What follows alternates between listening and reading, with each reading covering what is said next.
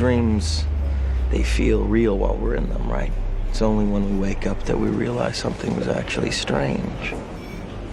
Let me ask you a question. You never really remember the beginning of a dream, do you? You always wind up right in the middle of what's going on. I guess, yeah. So how did we end up here? Well, we just came from the, Think about it, Ariadne. How did you get here? Where are you right now?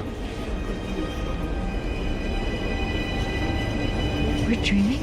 You're actually in the middle of the workshop right now, sleeping. This is your first lesson in shared dreaming. Stay calm.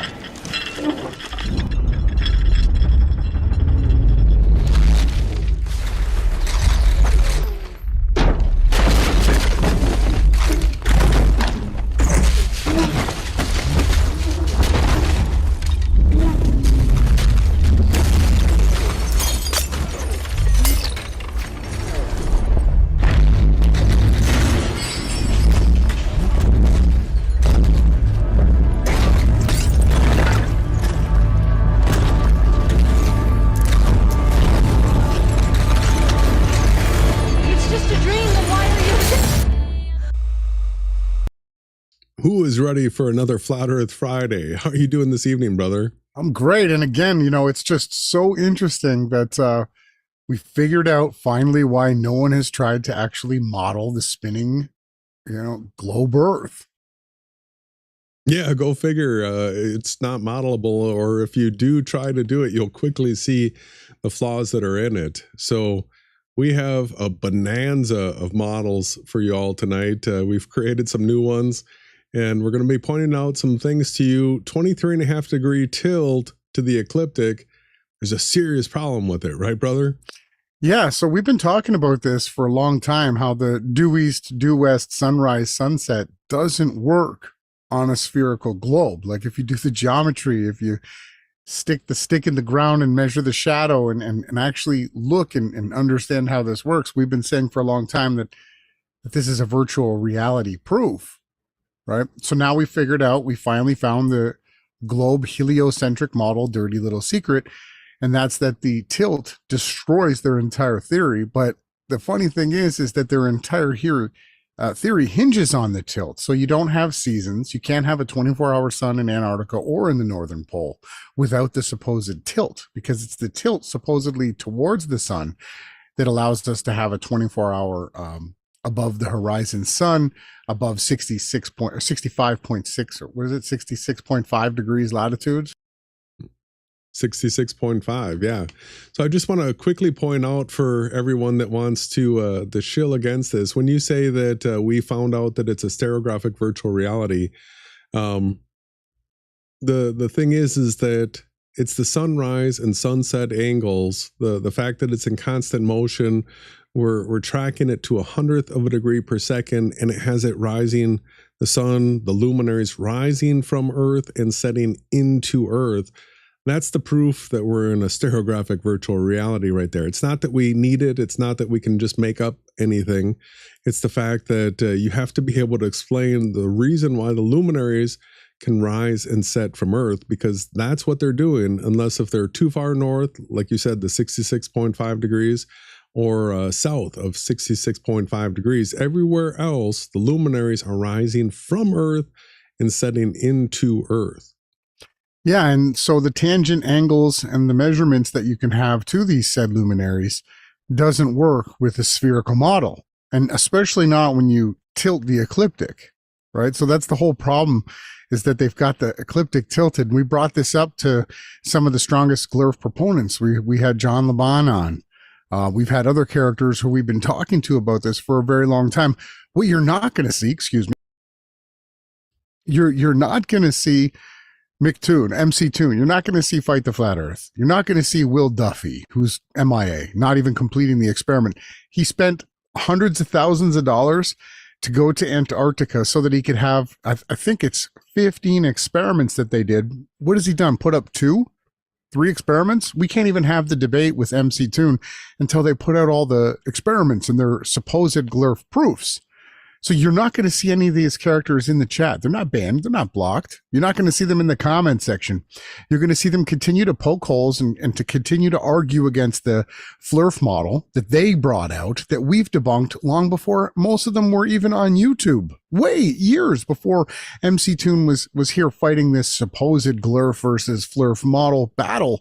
We exposed the fact that both models don't work. It was a false dichotomy. They always give you the two wrong choices. So the biggest problem, besides curvature and the fact that there's no tests that can show that the Earth is moving. So once we do away with those two things, because they're moot points, there's no evidence. They're actually stationary flat Earth proofs, both, right? There's no curvature proof and there's no motion of Earth proof.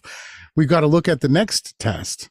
How do the ecliptic path line up with the tilt of the Earth with the sunrise and sunset on the equinox twice a year? And this is what we set out to do. And when we find something that's not consistent, you'll hear people say, well, what is the catchphrase, Jason, that Witzit says? Falsification is independent of replacement, right? Mm-hmm. So we're here to also replace the model with a working flat model that actually works to 100th of a degree per second, right? And what we're going to show tonight, Jason, you've got... So here's a rundown. We've got, what's his name? Grunwald, Tommy Grunwald. He continues to do pretty funny videos. He's done another video. You've worked on some modeling, right? Do you want to set it up for everybody? Yeah. So there is a video that was put out by Dave McKeegan that he brings up the equinox. And this is what we've been saying over and over and over. That debunks the equinox with the Earth tilted 23.5 degrees like this. So we're using some words that might not be familiar terminology with people, but we're going to be showing you lots and lots of graphics so you can see and conceptualize what we're talking about, because a lot of people don't even really understand the heliocentric model. So we're going to be going over what their model demands and then the problems that arise. And because we have the models, we can point to it and we can say, see, this is where the issue is. That's the reason why models are so important, and especially 3D models. So we've got Motion, which is a graphical arts program, but I'm really pushing it to the limit to be able to depict a lot of these things. We've got SketchUp.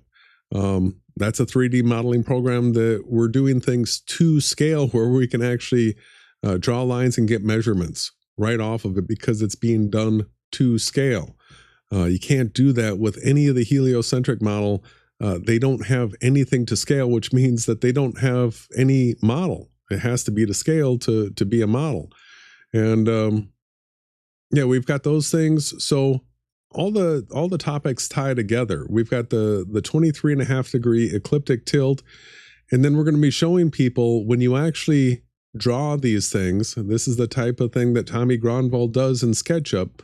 We're going to show these models where if you're at the North Pole or the South Pole and you have a sun that's 23.5 degrees up in the sky, we're going to show you where that's pointing when the Earth's at whatever tilt you want it to be. So if you want it to be straight, standing straight up, we'll show it to you like that. If you want it to be tilted 23.5 degrees to the side, then we'll show it to you like that. So it's what we want to do is get people familiar with the terminology, what we're talking about. This isn't going away. These models are something that anybody else can do and replicate and test for themselves.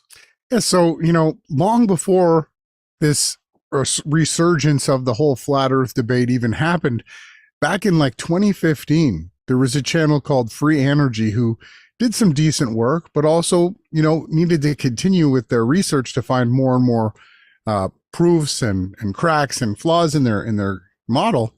But Free Energy, he took a spherical Earth and then put stars around it, and then in modeling spun the Earth. And what he ended up getting was a cylindrical pattern. He didn't get concentric rise and set angles with an arc above the observer. What you actually find out is that you get basically almost like EMAP and model type star paths, where the sun would just go like this around you. depending on your latitude. And the stars, the fixed stars that we call them, the constellations, they too would just spin like this. Nothing would rise above your head and then set like that. So what we're going to be verifying tonight, was he right? Are we able to do this in a three-dimensional program? You're never going to see guys like Dave McKeegan. You're not going to see guys like MC Toon. You know, you're not going to see guys like Red's Rhetoric. Any of these channels, you're never going to see them actually pull up a modeling program. Where's Astromutt? Astronomy Live. These are supposedly the most intelligent, academic, scholar people in the realm, in the world, in the entire made up in their mind universe. These are the smartest people. They could, you know, outdo me in, you know, algebra and geometry. And, you know, these are the smartest guys, but yet they can't simply just turn on a modeling program, create a sphere, put a camera on it, put fixed stars around it, and then spin that sphere. Oh, and tilt that sphere to 23.5 degrees and show me what you see from your camera. Because Jason, you're just a carpenter from Ripon, Wisconsin, right? Or I don't know if you want to give the specific town. And I'm just from, you know, Aurora, Ontario, north of Toronto, Canada. And here we are, and we're the ones that are actually going to do it and show it to you. Yeah. And hopefully we inspire other people to do it and test it for themselves. There's a lot of power in a 3D model, everybody. So we got a fair amount of stuff to go through, and I want to sort of spend some time in the models, and I want people to really start getting a grasp of this in 3D space. So some people have a good mind, a good processor for seeing things in 3D space. Other people, not so much. But when you see a 3D model, it should help. Yeah. So the video that we sort of want to go through here, I don't know that we have to do the whole thing, but to sort of set the premise, the Globers think that they've got a big gotcha on flat Earth with the equinox problem, and that's literally like the first video that I made going against the circling one pole Earth was the equinox problem, right? Yeah, so that's the problem that we have with the globe Earth model and with the AE pressurized pizza dome single pole Earth as well. So what they do here, what you are going to see is basically whenever the Globers or the Flurfers have something that they can't explain, they come out and act like it's proof for their model or concept. You have guys like Stephen Alonso, who constantly does it with the AE Mappa model, when we've shown him and repeatedly told him over and over again that it's impossible, and that model that he's using shows how it is. Now, you've got Dave McKeegan here, who was brought onto the scene. We've got his card, his Illuminati playing card. We show how he was just a nobody nothing that did camera reviews, and then all of a sudden tried to steelman the fact that we went to the moon. And then his next video was about, you know, trying to supposed quote unquote debunk flat Earth. And so here he is saying that because so he uses Globers and their equatorial mount, he thinks that's somehow proof for a spherical Earth. But what it is an actual huge debunk for the globe Earth model. It is. So go ahead and stop me anytime you want. Hello everybody, hope you're doing well, and thanks for joining us for another video where today I'm putting out a challenge to all non-globe All right. I was hoping we could go a little bit fast, but believers. It involves my equatorial camera mount that I recently used in Antarctica to capture the 24-hour sun. Now, even though people don't actually think I did capture the 24-hour sun, the mechanics of that EQ mount is pretty simple, easy to verify, and doesn't work on anything other than a globe. And there's a particular scenario that I think best highlights this. Following the sun during the equinox from the equator.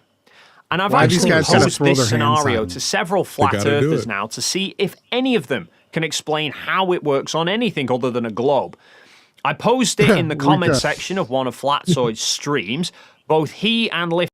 No, he's definitely in the wrong place if he wants answers. You don't go to Flatzoid for answers to stuff like this. But yeah, we've been showing it for what, almost almost 8 years now. So Thing just the quickly, veil and Flatzoid was brought into the whole entire discussion to be a fake flat earther, just to give these globe earthers someone to beat up on. His shirt says, like, don't fart, and it's a weightlifter. He's just an absolute clown.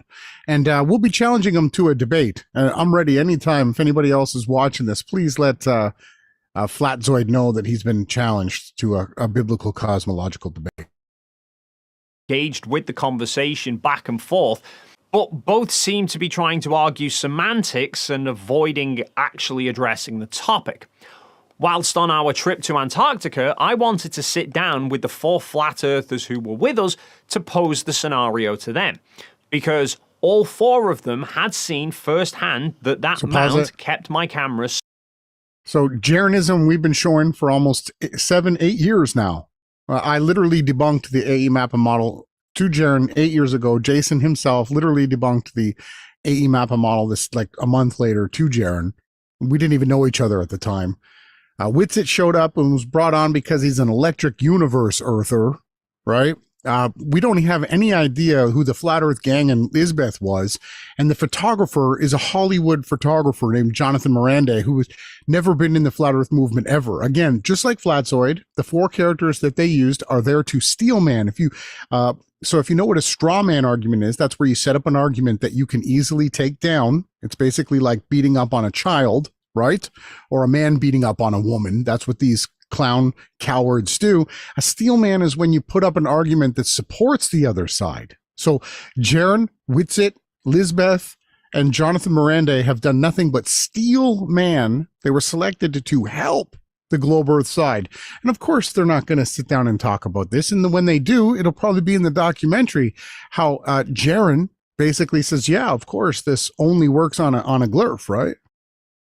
Yeah, so we're going to be talking about EQ mounts, everybody. That is this device right here on top of the tripod, that motorized mount that's going to be sort of like his big thing. So pay attention.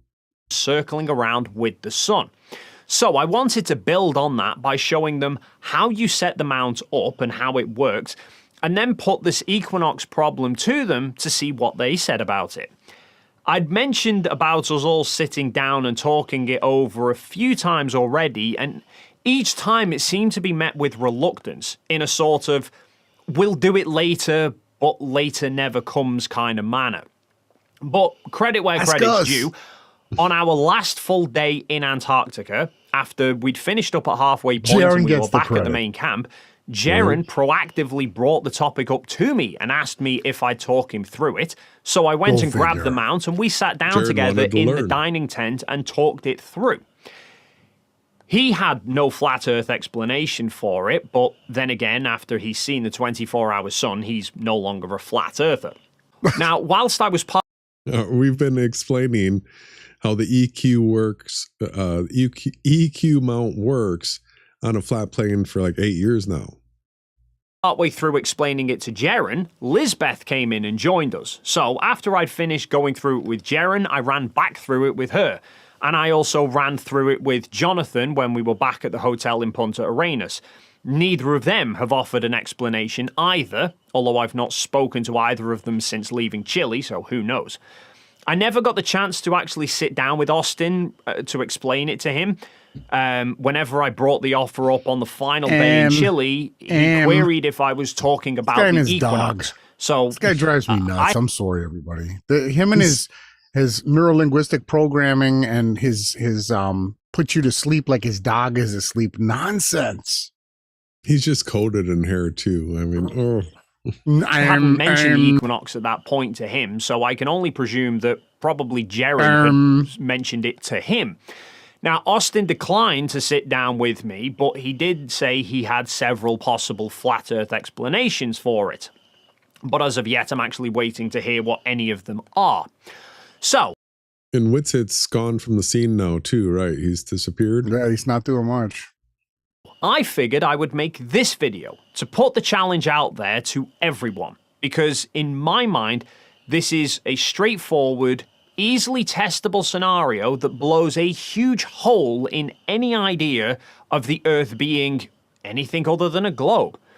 Now, to understand the problem, we do need to fully understand He's not how that close-minded, huh? EQ mount works.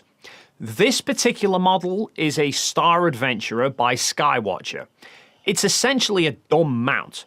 You can get guided mounts that can automatically move the camera in any and all directions, and you set those up by programming into the guider your GPS location, the date and time. You calibrate them by pointing to 2 or 3 known stars so that the guider knows exactly where within space and time it is and exactly where every celestial object is in relation to it. But obviously people could dismiss that and say it's been programmed to do what you want it to do. This mount, however, requires none of that. You set the mount up on a tripod. You point it due north or due south, depending on which hemisphere you're in. You then wind the elevation angle so that it matches your latitude. So doing that here in the northern hemisphere puts the mount pointing towards Polaris. Although you don't actually want the mount pointing exactly at Polaris, you want it pointing at the celestial pole. Polaris is slightly off the celestial pole, circling around it. Just a fraction of a degree. The North CP, NCP. So you can use an app on your phone that takes your location and the time and date to work out where the celestial pole is in relation to Polaris so that you can then align the mount to it. But when I was in Antarctica, I couldn't see the celestial pole because it was broad daylight, so I managed to do it just by adjusting the mount through trial and error until I could get it to track pretty much perfectly. Once you've got the mount aligned with the celestial pole, there is a single motor inside which rotates the plate around a single axis. And there's a dial on the side for selecting what speed you want the mount to turn at. Do you want to rotate once 24-hour cycle to match the sun, a 23-hour and 56-minute cycle to match the stars, or a 24-hour 49-minute cycle to match the moon? I just want to point out here that, there are... there's 3 main different speeds. So the sun has a speed, and it's falling back. It's a little bit slower than the fixed stars. So it falls backwards through them, and the moon's a little bit slower than the sun, so it falls backwards through the constellations a little bit faster. And then you have the wandering stars that are both fast enough to go faster than the fixed stars, and then also do go slower than the fixed stars, like the sun and the moon. And they retrograde, so it's not possible for you to follow the wandering stars with this type of camera. So it's pretty useless, in my opinion. Obviously, if the mount is rotating at the wrong speed, then you'll quickly lose sight of whatever your intended target is. But if you set everything up right, then whatever you point the camera at in the sky will remain perfectly in view for as long as the mount remains running.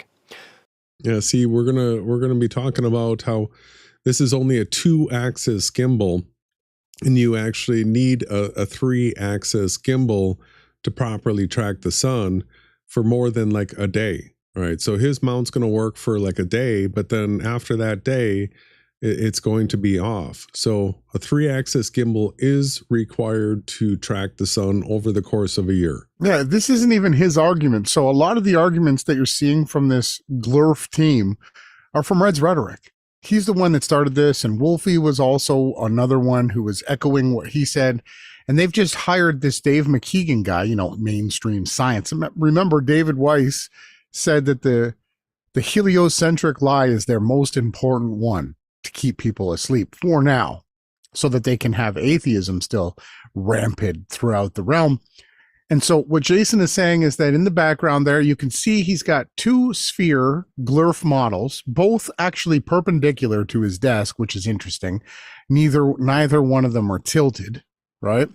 And then you see the equatorial mount with the camera mounted to it on his right shoulder. And so what Jason's saying is that you can rotate it in a circle 360 degrees, and then you can change its angle up and down. That gives you 2 axes of rotation. And so to actually track the sun, because the sun is also, it's moving up and down and left and right, you actually have to have a 3rd tilt activated to keep the sun centered for more than 24 hours. Yeah, we'll be showing people when we get to the model part. So, in Antarctica, we were at 80 degrees south latitude. So I set the elevation of the mount to 80 degrees, and I pointed it exactly south.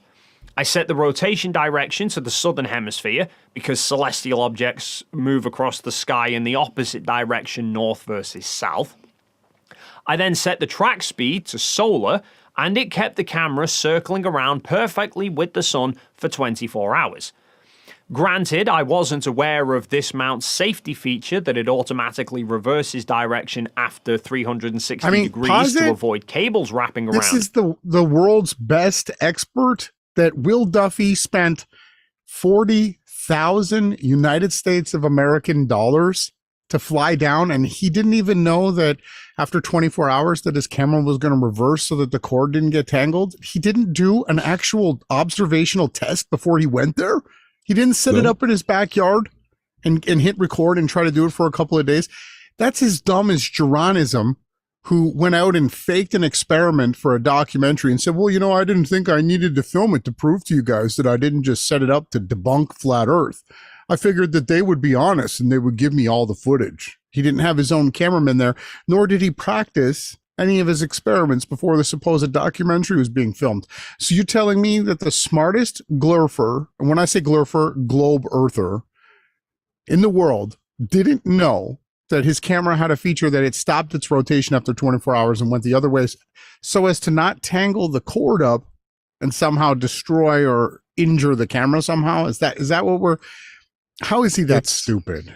Come on. Well, it's not stupid. It's intellectually lazy. It's physically lazy, and it's not caring enough to actually put in the effort to predictively think of, oh, I wonder if it has a safety feature. If you just let it run forever, won't it get tangled and wreck the motor, right? Yeah. Well, and Geronism took the incorrect compass with him, and he also had it upside down. When he was trying to use the compass for everybody on his live streams, he had it inverted. And then they had Lizbeth. She had her compass like this. I mean, how stupid are these people? They're not stupid. They're doing their exact script that they were paid to do. And he probably, well, you know, I just want to say that he was just too lazy to actually set the camera up. This is crazy. He's literally selling. This is an advertisement for the equatorial mount. This is him working for that company, and he was too stupid to even do a one single test. Someone spent $40,000. It was probably the United States of American government from USA that's now been shut down that probably paid for this whole thing, right? We'll see. Let's keep it.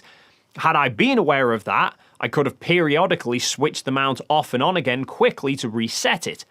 If I'd done that, I could have left the mount running for several days, and it would have stayed circling with the sun. No, it wouldn't have. Several days, maybe it would still be in the frame, but we're going to be pointing out the third axis is necessary if you want to track it, because every single day, the sun's going to be at a different elevation, right? Sun. Not because the mount knows where the sun is and it's actively tracking it, but because the mount is rotating perfectly against the rotation of the globe. Okay. Or in the case of any other shaped Earth, look at that graphic. Because reasons. Now, I did the same thing with this mount when we were in Punta Arenas, Chile. The only difference being that we were at a latitude of 53 degrees rather than 80, so I set the elevation of the mount to 53 degrees. And again, it had the camera moving in line with the sun. If I repeat that at these same latitudes in the northern hemisphere, then again, the mount is angled to match the respective latitudes, and the only difference is that I point the mount north rather than south, and I would have the mount plate rotating in the opposite direction. But in all of those instances, set up in that manner, that mount would keep a camera pointing exactly at the sun. Obviously, assuming that I physically aimed the camera at the sun in the first place. That's a problem. Again, a smart mount would do it all without me. A dumb mount doesn't know what it's doing, so if it's set up wrong, it won't work. But now we start to come to the equinox problem. Because, as I've shown, EQ mounts have to be angled to match your latitude. At the equator, your latitude is 0 degrees. So, whereas near the poles, the mount gets angled almost straight up, at the equator, the mount points towards the horizon. And at the equator, you can aim the mount either north or south because you can see both celestial poles. Just obviously remember to set the direction control to match whichever way you choose to face. So, EQ mounts on the equator are pointing towards the horizon, but they still work on the equator. Now, the equinox occurs twice a year, when the equatorial plane of the Earth aligns with the center of the sun. This causes the sun's ground position to stay exactly over the equator. So, if you were standing on the equator, you would see the sun rise exactly due east. It will rise up staying on that east-west line. At midday, it would be exactly 90 degrees overhead.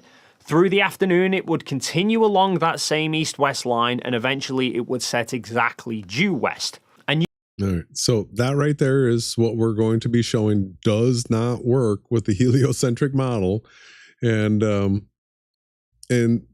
just keep in mind, everybody, that the sun is being tracked with that EQ mount there. And the sun is literally rising from the earth and setting into the earth in this field of view right here. That is what's happening. There's a huge problem with his explanation here. He didn't account for curvature. Oh, right. an EQ mount up at that location and the camera will stay following the sun throughout the day. Here's the problem though. The mount doesn't know what it's looking at. It's got no clue. And, as I've shown, the mount can follow the sun perfectly for 24 hours, so if you left the mount running overnight, by the morning, the camera would be pointing back due east exactly as the sun rose for the next day. As the sun came out of Earth, due east, right? So, assuming you avoid the automatic safety feature of the mount reversing direction automatically, you could have your camera on that mount following the sun through sunset the night before the equinox, and then leave the mount running for 36 hours. It would not only have your camera swing round and pick up the sun at sunrise and follow it all the way through till sunset on the equinox, but you could then leave it again overnight and it would pick up the sunrise east again the second day, the day after the equinox.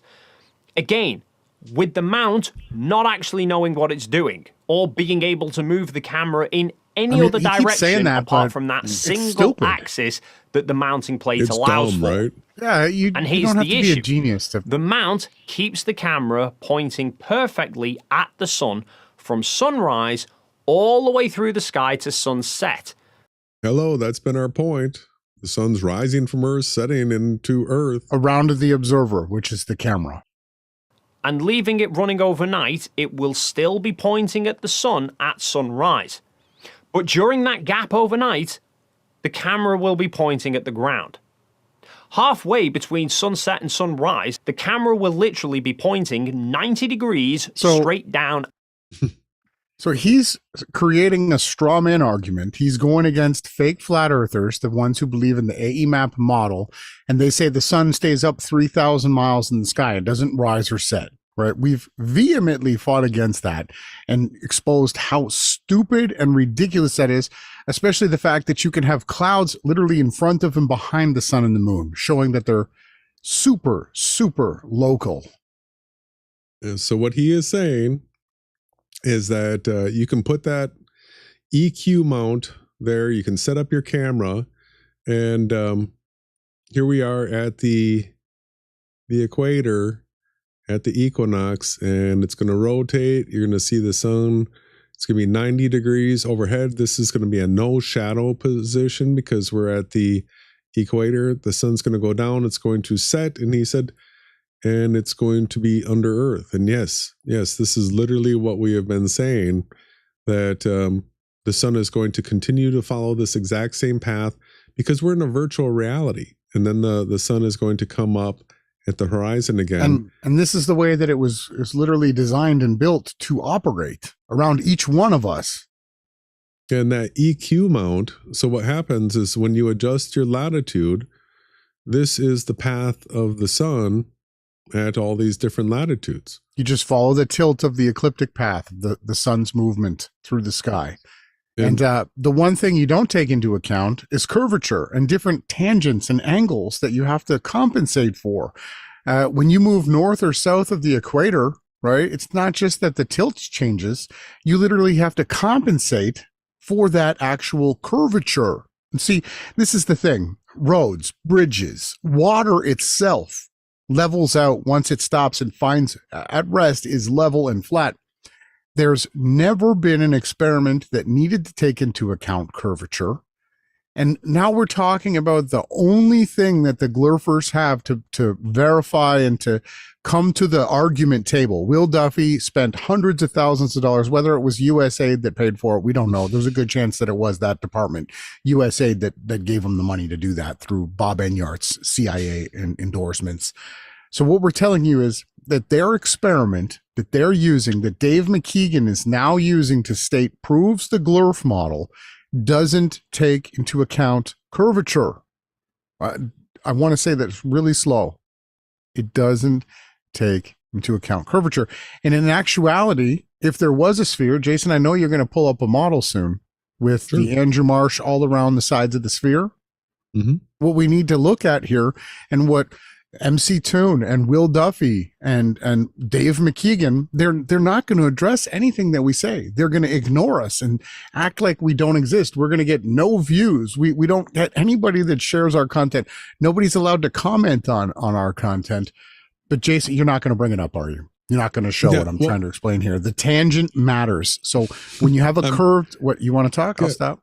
Yeah, what I'm waiting for the opportunity to do is I want to explain the reason for the never setting sun while I have the flat Earth model up here, and then I'll switch over to that model right after. But since we are at the equator on the equinox, what I wanted to point out to everybody is that this yellow highlighted area right here is the ecliptic plane. So the sun always stays inside this yellow path. It never goes outside of this yellow path.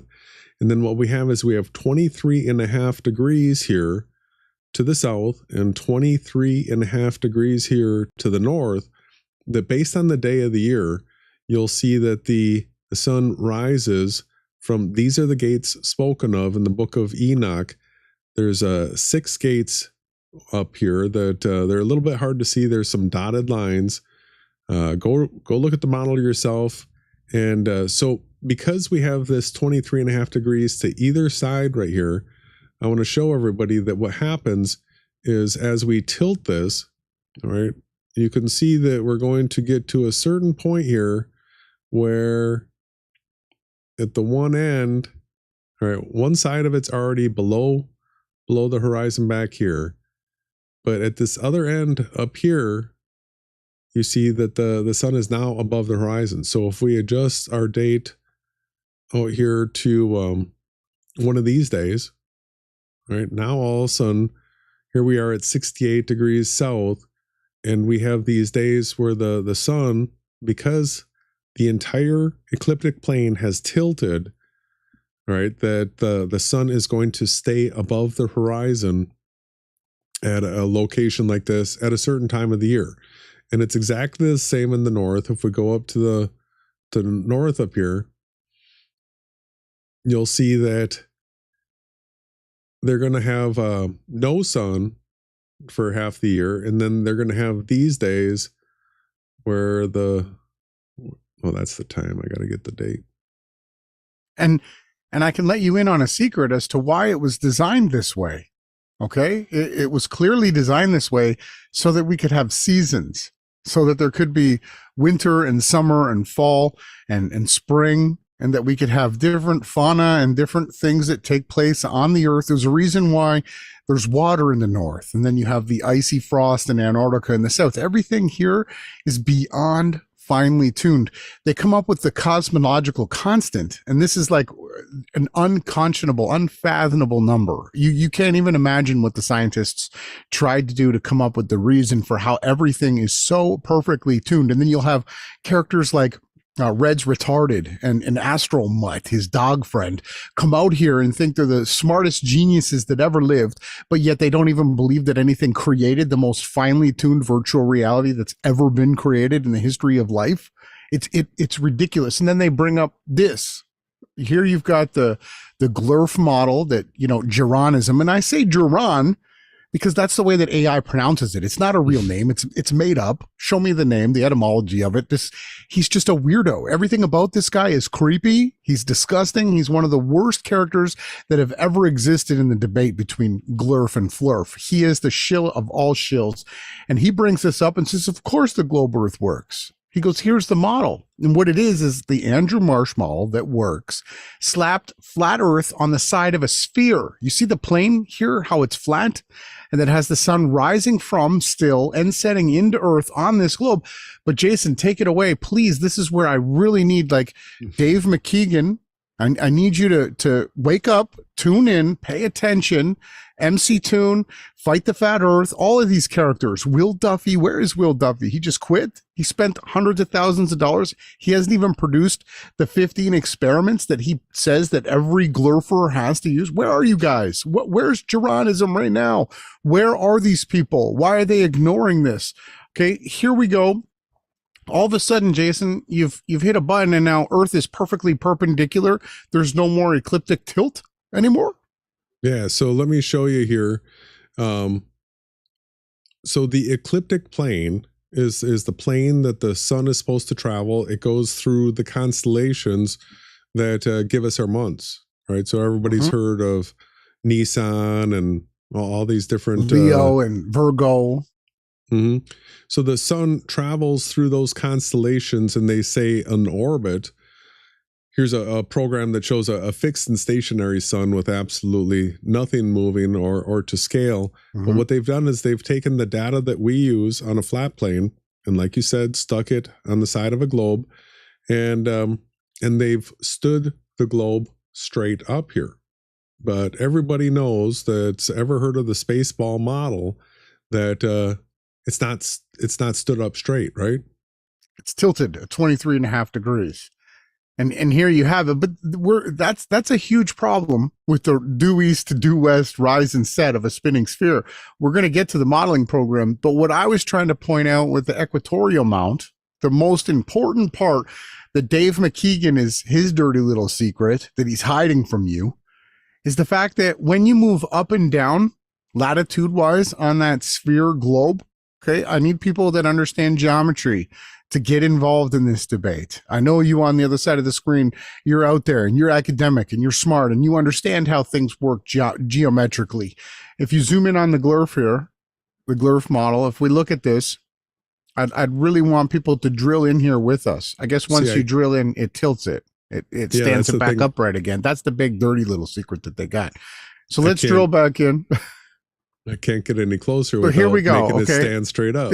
Yeah, because it doesn't work. Will Duffy said that if something doesn't work and you can't model it, guess what? It's not reality. So when we zoom in here on the GLERF and you move the latitude up and down scrolling bar on the side, if we were pointing a measuring device at the sun like this, every latitude that you move north and south will actually have a tangent pointing away from said angle. You have to, so if you're at 10 degrees latitude, you have to offset 10 degrees back to the center point of the sun. And likewise, reciprocally, moving north and south, every degree you move north or south, you have to subtract that from your angle. This is really basic geometry. I mean, someone like MC Toon should easily be able to understand this, and you should easily be able to come and say, well, we've got a big problem here. There's something going on that we're not trying to, we're exposing their dirty, well, I guess these are huge heliocentric secrets that they've been keeping hidden from everybody. So here you've got Andrew Marsh slapped on the side of the sphere Earth. Go ahead, Jay, take it away, please. I'm talking too much. That's all right. What we have here is the Andrew Marsh on the side of a globe. And we're just going to continue to point out to everybody that if Ronnie and I want to measure the sun's altitude, and we're both on the same longitude, let's say we're at the prime meridian, and I'm at the equator, and he goes up here to 10 degrees north, and we both have theodolites. According to the globe, when I set up my theodolite, it's going to show me level at a tangent to the center of Earth, right? So this right here would be the baseline that you would start with. And then I would say, okay, the sun is 90 degrees overhead at the equinox. And on the same day, Ron would, at 10 degrees north latitude, when he set up his theodolite, we would have to say, remember, your baseline is 10 degrees different than my baseline. So whatever measurement you get out here, right, subtract 10 degrees from it. So then we have this black line here, which is 10 degrees. If another person's up at 20 degrees and they're taking a measurement on the same day, the measurement that they get, their baseline has shifted by 20 degrees in the heliocentric spaceball model, so they have to take 20 degrees off of their measurements. So when you actually triangulate what the measurements would be, it comes out to a sun here that's like just 4,000 miles away, the farthest that it triangulates, and then it triangulates actually, basically all the way back to the middle of Earth. Right, the sun would have to be in the center of the Earth at times. So this right here is the mental psyop that they take when they show you this, where we're adjusting it like this. Oh, look, it's always pointing at the sun. You see how it's always pointing at the sun. It's always level. These are parallel lines that would never ever intersect. Mm-hmm. And so what they have to do is they have to get you to envision a 93 mile away sun, but it's still larger than Earth.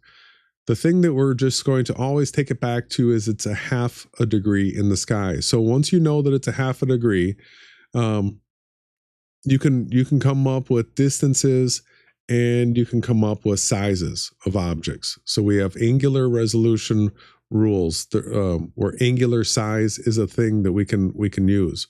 So the always pointing to the sun is a serious problem, because it literally has to triangulate to something that's a half a degree in the sky.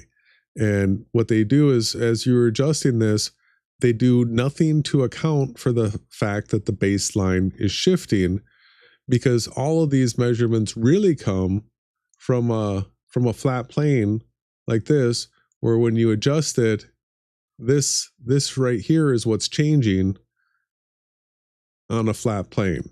So we have another way that we can show this to everybody. This right here is what we call the onion. This is the latitude and longitude coordinate system to scale, literally to scale. And so if we zoom in here at the prime meridian, what we have is we have at all the 10 degree increments, we have the Andrew Marsh laid out on the equinox. So at the equinox, we have the sun literally at the horizon between the North and the South Pole. And then each one of these tilts, they're taking our information on a flat plane, and then they are trying to apply it to a ball like this. And you can't do it. Yeah, it falls flat on its face. Because if you go back to the onion model again, I want to show everybody, this is the difference. If it was on a sphere, if we were on a sphere, right? Jason and I don't care. I don't care if we're on a sphere. We're on a sphere. Great. The creator created a sphere. Absolutely. I'm going to be a strong sphere defender. You're never going to defeat me in a sphere debate. And if you do, I'm going to come back and get you double next time. Listen, we're on a flat plane, because if we were on a sphere, you would actually have to subtract. You would have to subtract the curvature measurement off of your angle and your tangent. It's not rocket science. The very fact that all you have to do is align yourself with the NCP or the SCP, the celestial poles here on the flat plane, and then measure your angle, and bada bingo, bada boom, you've got the correct geometric tangent angle to the sun, and they triangulate, and it works perfectly. Again, I'll say it one more time, slowly. If we were on a sphere, when you measured your angles off of your calibration, depending on your latitude, you would have to subtract the curvature, or you'd be pointing like this. You'd have to come down 10 degrees. At 20-degree latitude, you'd have to come down 20 degrees because it's a curve. It's a curved surface. And this is something that the bipolar heliocentrists don't want you to know. Not only do they need the Earth tilted, but they bipolarly need it upright. Not only do they need to measure off of a fixed and flat Earth, and they also want to tell you that they don't need to minus off the angle of the curvature. It's everything that they do is hypocritical. It contradicts itself, and it's destroyed. Again, if supposed falsification is independent of replacement, we don't even have to prove to you that you're in a supernatural biblical virtual reality. It just becomes the Occam's razor. So if we're having a debate, just because you on the other side of the screen don't have the intelligence as a globe earther, does not have the intelligence to understand that what we're in is a lot more interesting and intricate and designed specifically the way that it is, and you just can't fathom it because you think you're on a big bang flying space ball floating through other space with empty space, and all you have to start to understand is that this place was actually created with a flat and fixed plane just the way that it's described of in the Book of Enoch and in the 66 book canon and all the other extra canonical books too. Jasher, Jubilees, there's so many different references. How did Joshua stop the sun? Did he tell the creator, thou shall make the sphere earth stop? Or when he stopped the moon? It's so funny that Dave McKeegan, if we can go back to his face here, let's get him on the screen one more time. This guy here literally is showing you, right, how he has to rotate a camera to follow and track the moving sun in the sky, and he's telling you that proves that you're on a spinning sphere Earth. And not only that, that mount here doesn't have an offset. So if we were on a sphere, and listen, I did tool and die, okay? I'm just a carpenter now, a steel carpenter. I do wood carpentry. I do drywall. That's what I do. I build things. There would have to be another dial on the other side that would have curvature calculator. So first off, you'd need your 2-axis, and then you'd need another scale that told you move the backwards so that you would align against the.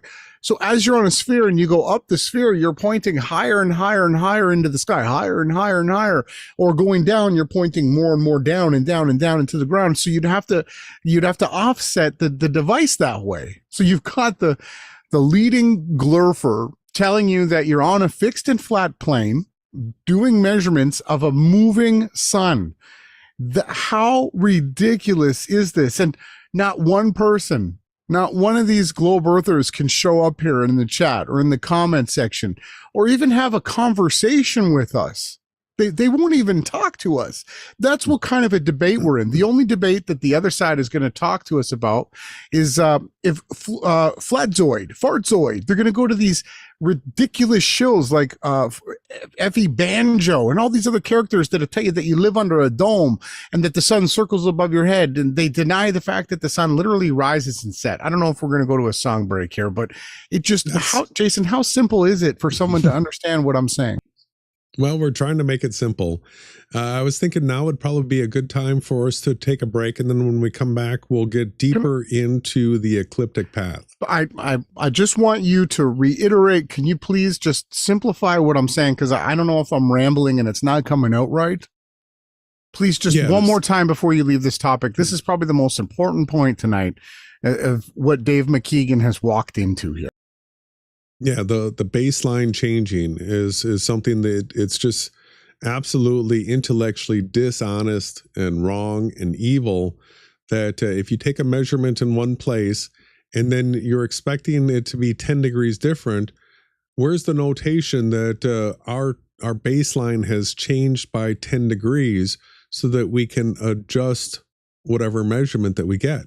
So the globe, the space ball, does nothing to take into account where it's so bad that when you're up here and then you take these different measurements all the way around without changing your baseline, you're literally upside down at the other side without your baseline having ever changed.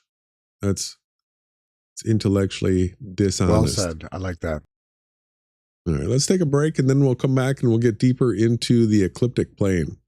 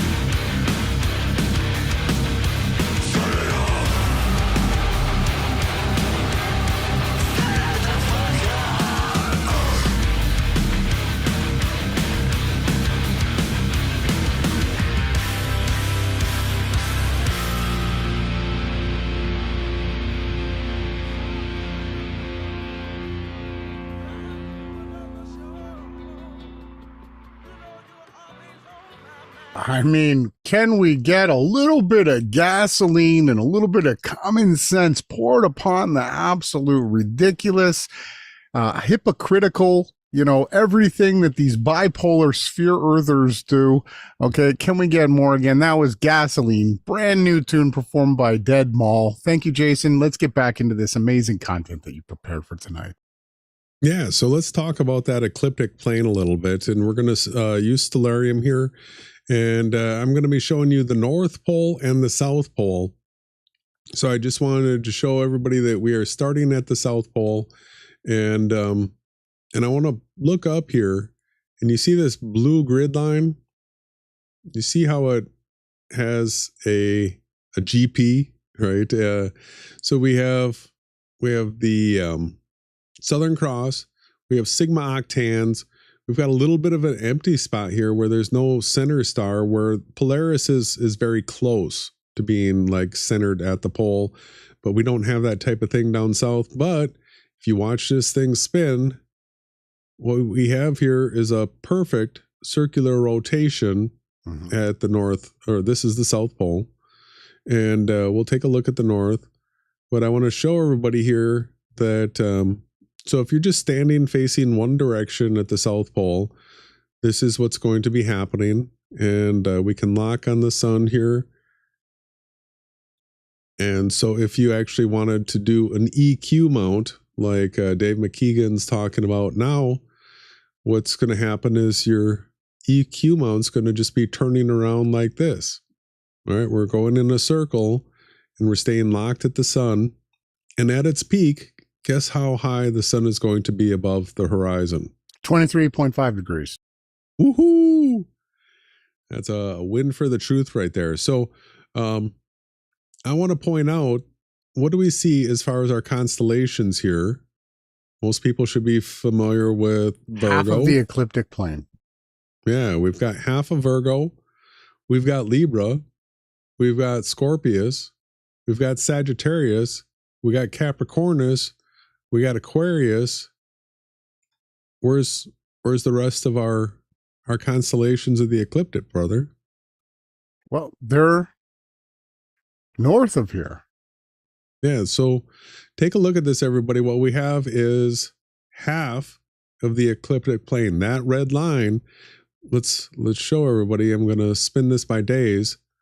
Look at what's happening. We're at the same time of day, but what we're doing is moving the days. And so our sun is doing circles. If I run the minutes, all right, we're doing circles, but as the days change, so does the height of the sun.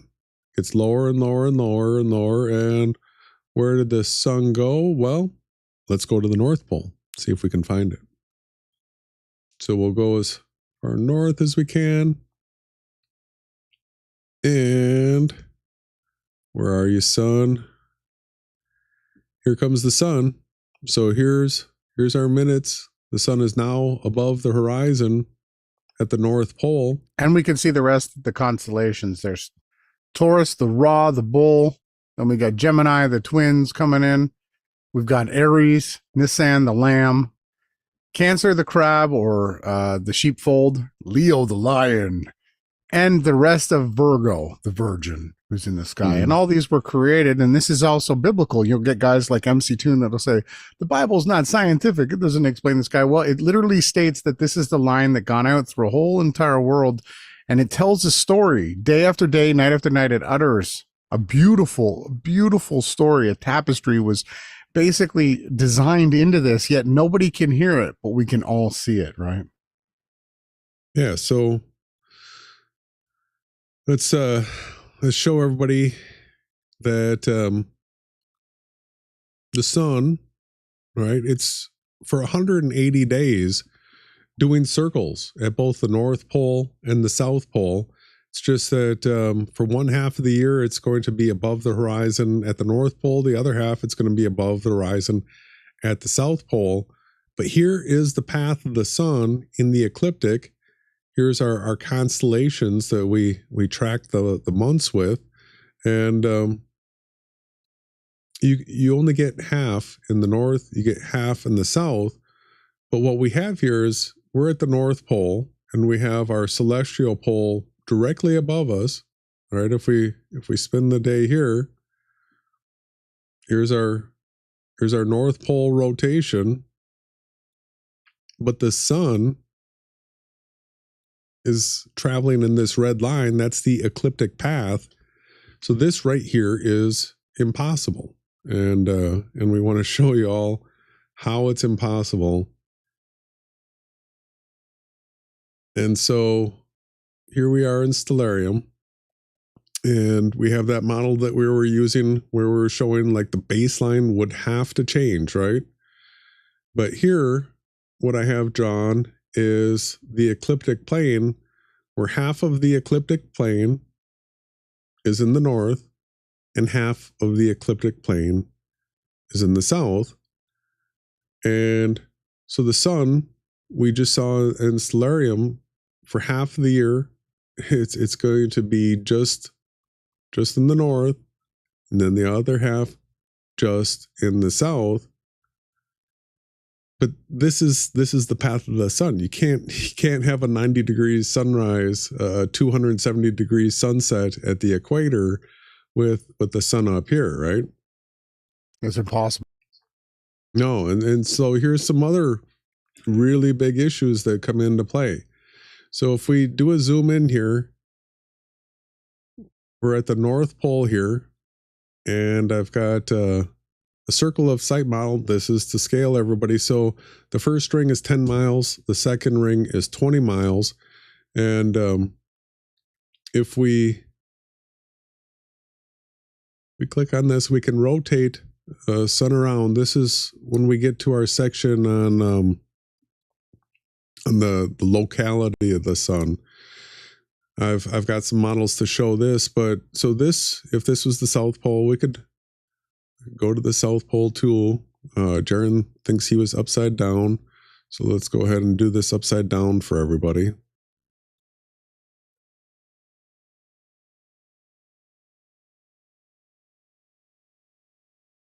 Here we are, totally upside down at the South Pole.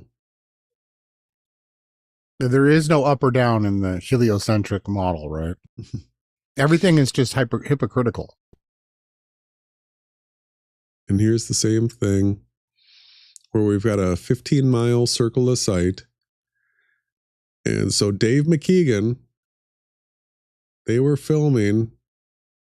What we've been showing is a sun that's like 15 miles away. There's a hot spot that we can measure to, that this sun right here was doing circles. Well, they were 80 degrees, right? So they have a tilted plane. They weren't truly at the South Pole, but I don't think I got the whole thing selected. See here, the point is to be able to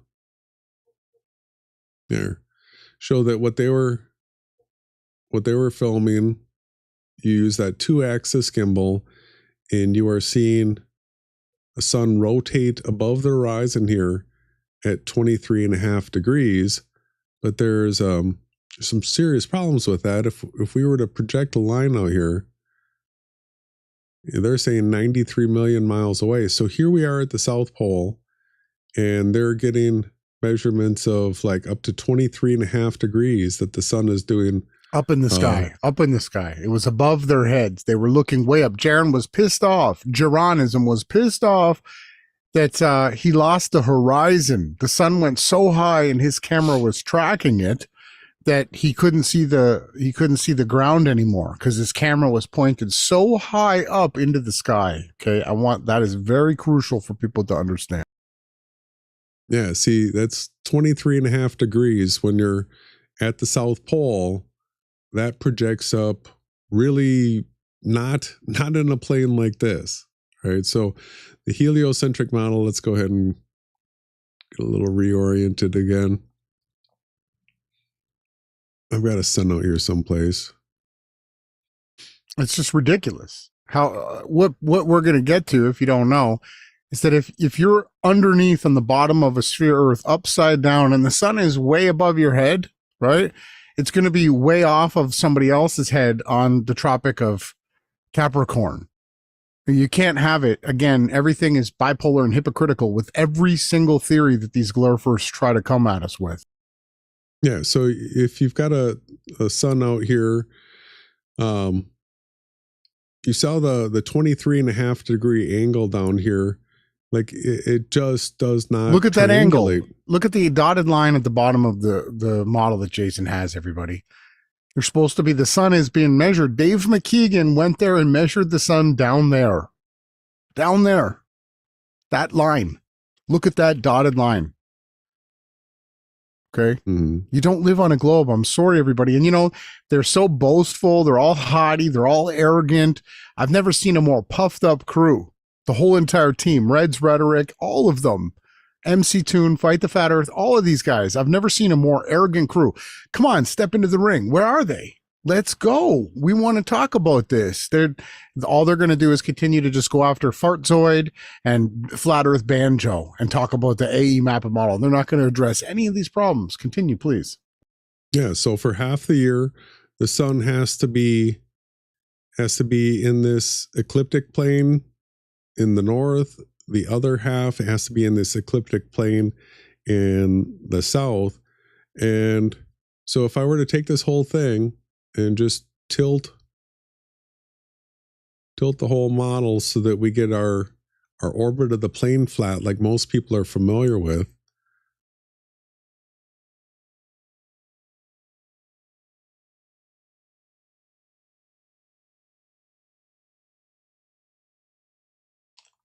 Whoa, I'm getting dizzy. Yeah, it's a big model. I mean, it's to scale to be Yeah. to be 26 rotating it. miles? But so here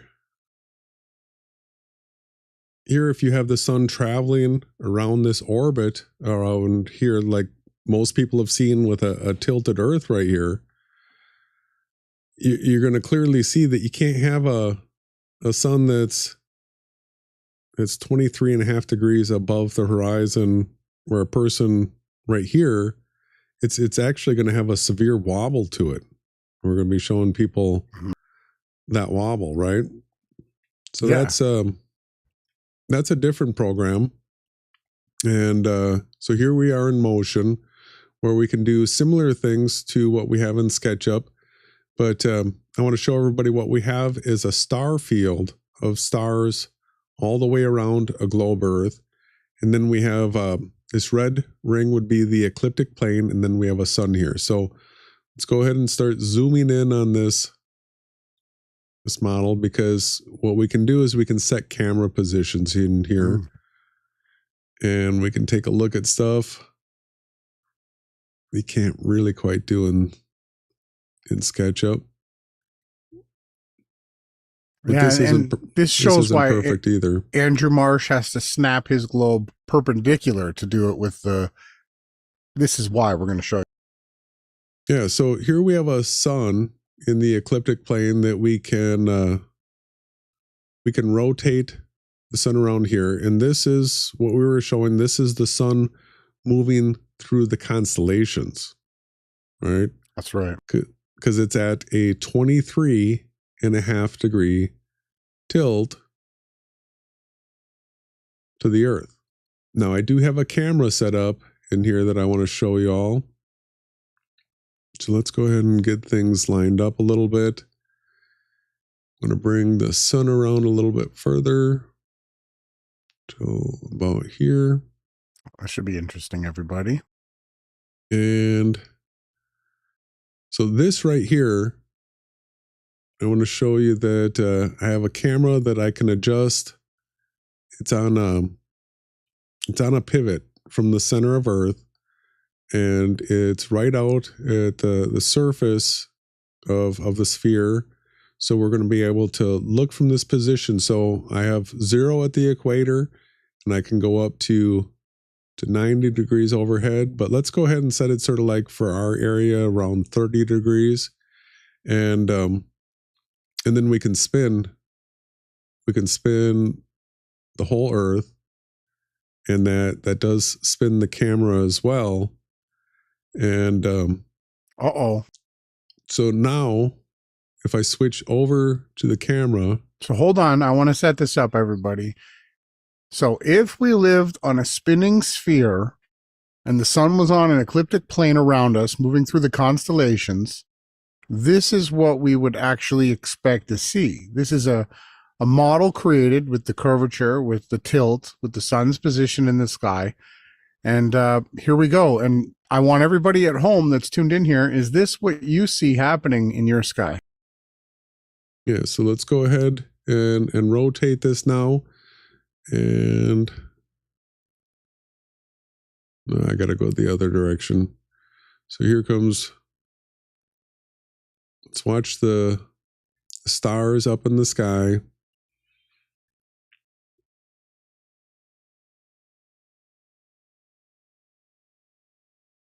You see where the ecliptic plane is? So you're going to have to label that when you have more time. Put the names of the constellations in the sky so that people can understand what they're looking at a little better. Yeah, so we're coming around again. Here comes sunrise. Yeah. There it goes. Is that what we see? Does everybody see the sun come through your sky like that? Perpendicular? Like in a cylindrical path? Going like as we spin around? Yeah.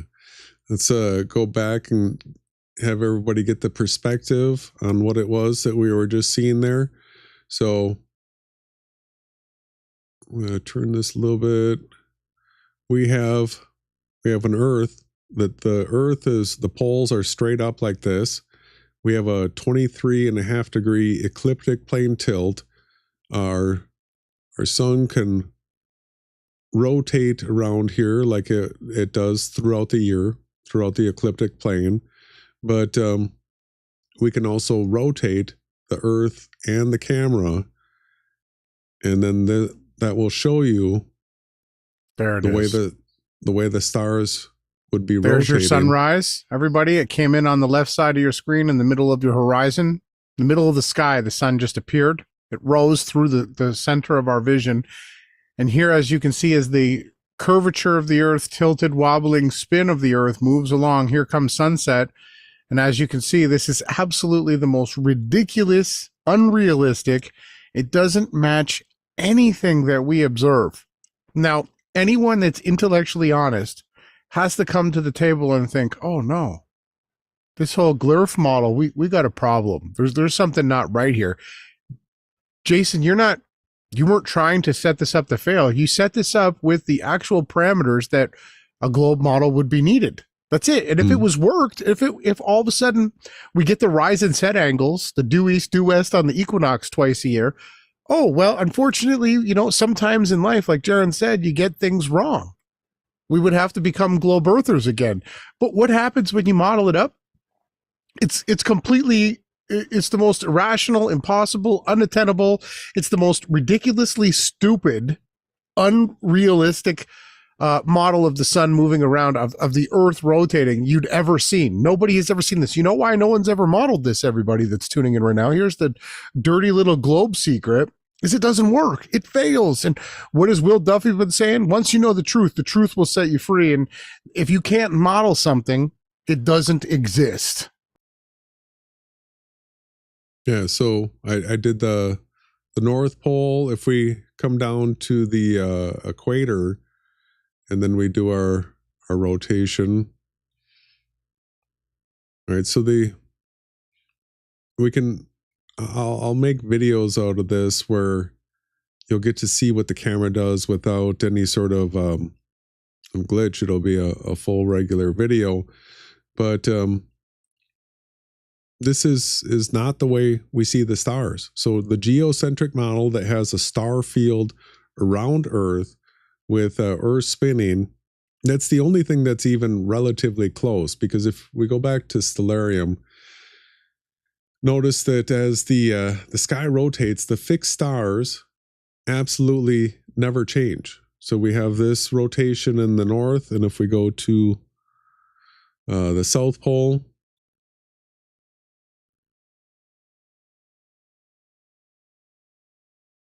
we have this rotation in the south. It's the exact same star field. All right, like it never changes. If we were moving, if Earth was moving, there would be constant parallax all over the place. Absolutely all over the place. Because there would be things closer to us and things farther away from us. We have one person here in the chat that says, guys, you're the only people claiming it doesn't work. I suggest you do more research. Okay, Jason, you're the only one who's modeled it. Where is the globe earthers with their modeling? And I'm not talking about a video game or the Andrew Marsh program that slaps a flat earth measurement on the side of a sphere. This is the modeling program that Jason's showing that it does not comport at all with reality in any way. Yeah, so the other thing that we can do here is let's go ahead and back this up a little bit. I want to show everybody that if you tilt this thing,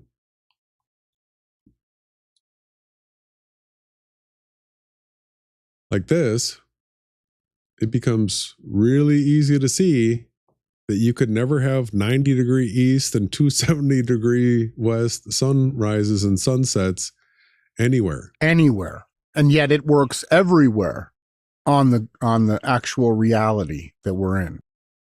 Yeah, so if this is the ecliptic plane right here, and Earth is rotating like this, you can see the two angles don't work geometrically. It's not rocket science, even though rocket science is a bunch of malarkey.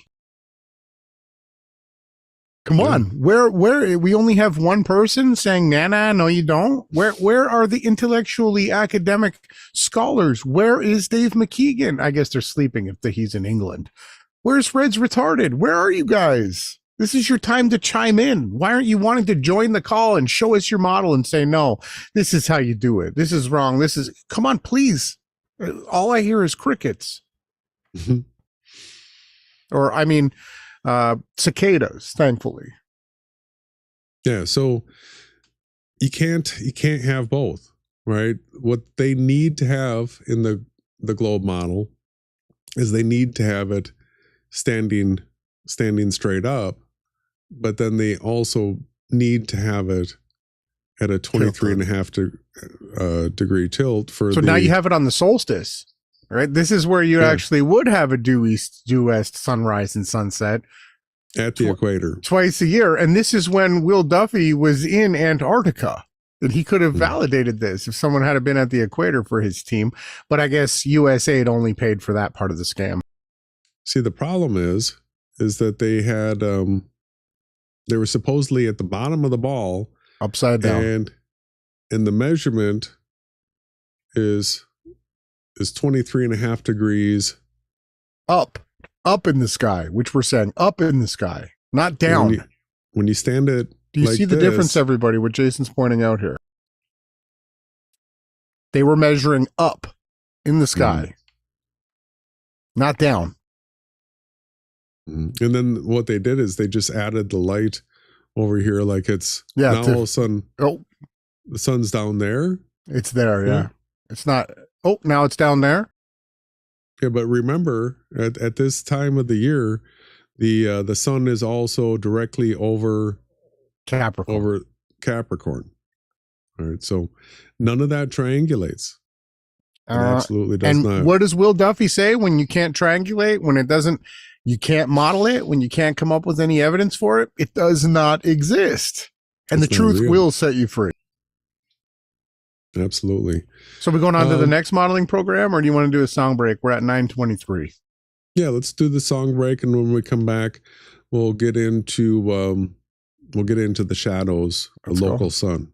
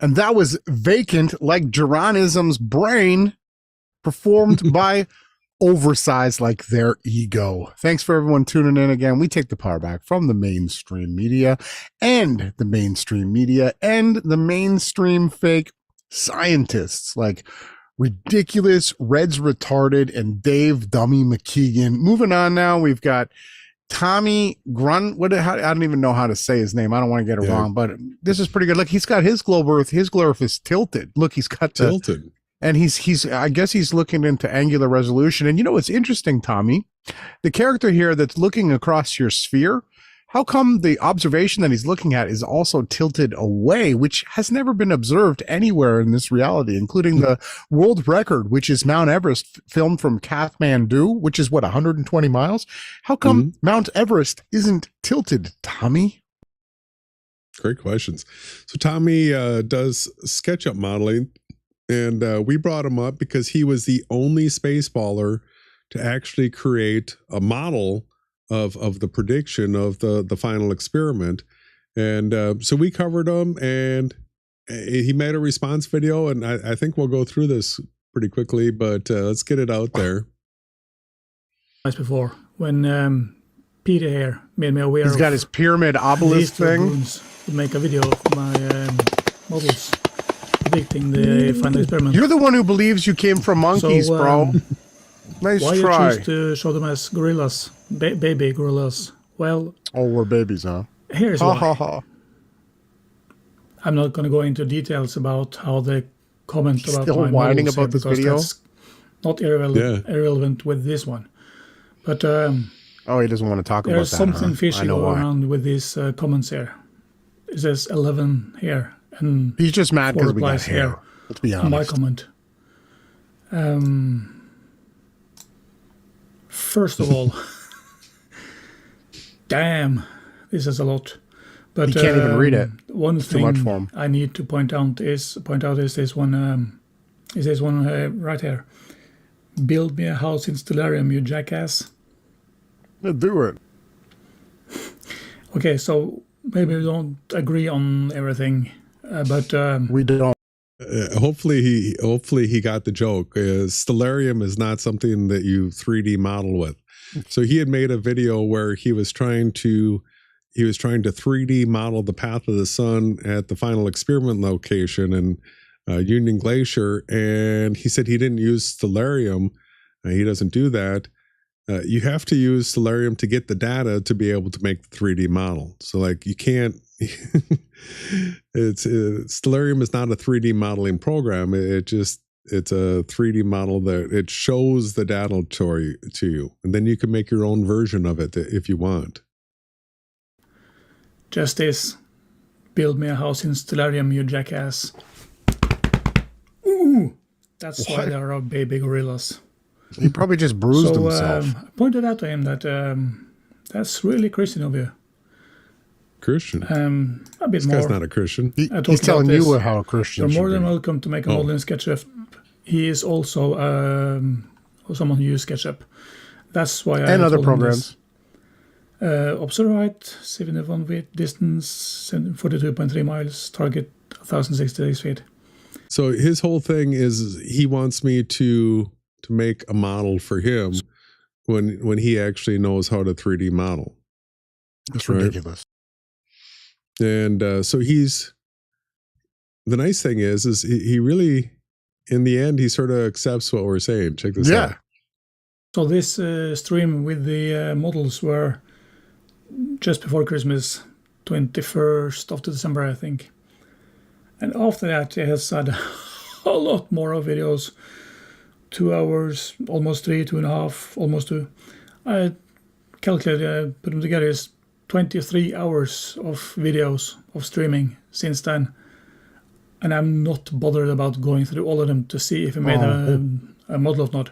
He hasn't contacted me about it. In no mails, no replies, not anything. 23 hours of streaming since Christmas. I'll send you the link to this, Tommy. So now I'm giving up on Gary. I've been for a lot of years, but awake souls, whoever you are, Yeah, I don't care. You said you had debunked the model before me, and you used SketchUp, and you can use SketchUp to make models. So when are you going to do this? How long do I have to wait? Oh, he Gary's wants you to been model this soon to be 6 observation years. here. You had 6. Yeah, I've got better models than this. Yeah. Shows more important things, but so then he does Shows our model. recognize. Yeah, he does recognize it. Watch. What? The last time I saw these guys, they had a Pac-Man Sun model. We've never had the Pac-Man sun model ever. This is what shows the path of the sun around an observer, and then we have a coordinate system. For the longest time, all we had was just the one that most people have seen, but you couldn't move it. It was just stuck to France. And so now we have the ability to move a stereographic projection of the coordinate system, center it to any location, and that's what you have to do. But this right here, I mean, this is what we've been showing ever since we started, Beyond Flat Earth. And I think they have gone away from that now. Now they have this. Always. This is the flat Earth model. And Yeah. the sun goes around. I'm going to find the right point here.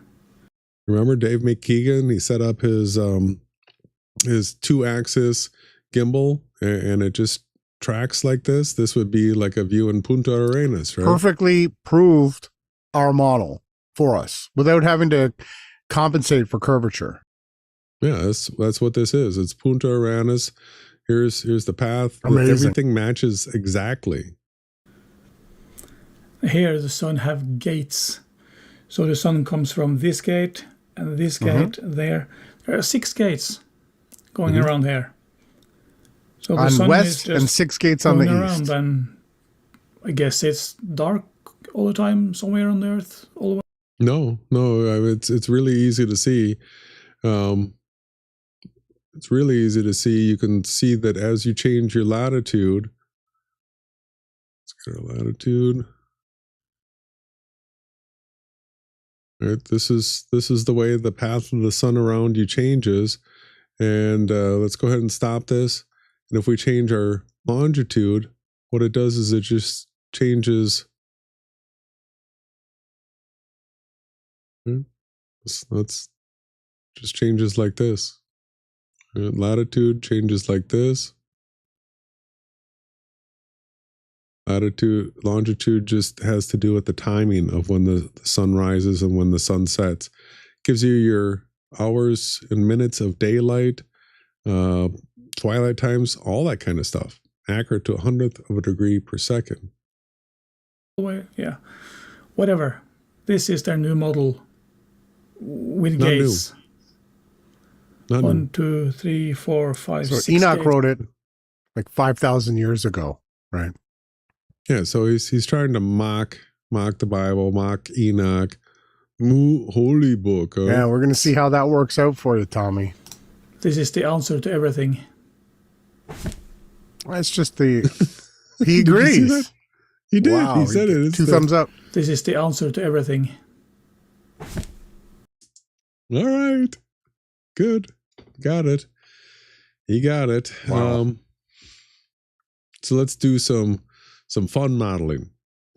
So here we are in motion, and if you guys haven't seen the footage from Union Glacier, the drone footage, we've got this. This is a dirty version. We've got a cleaner version like this that we'll be looking at. But we're taking a look at the short shadows. The short shadows is another one of those huge debunks of the spinning spaceball model. So let's get around here and take a look at this scene right about here.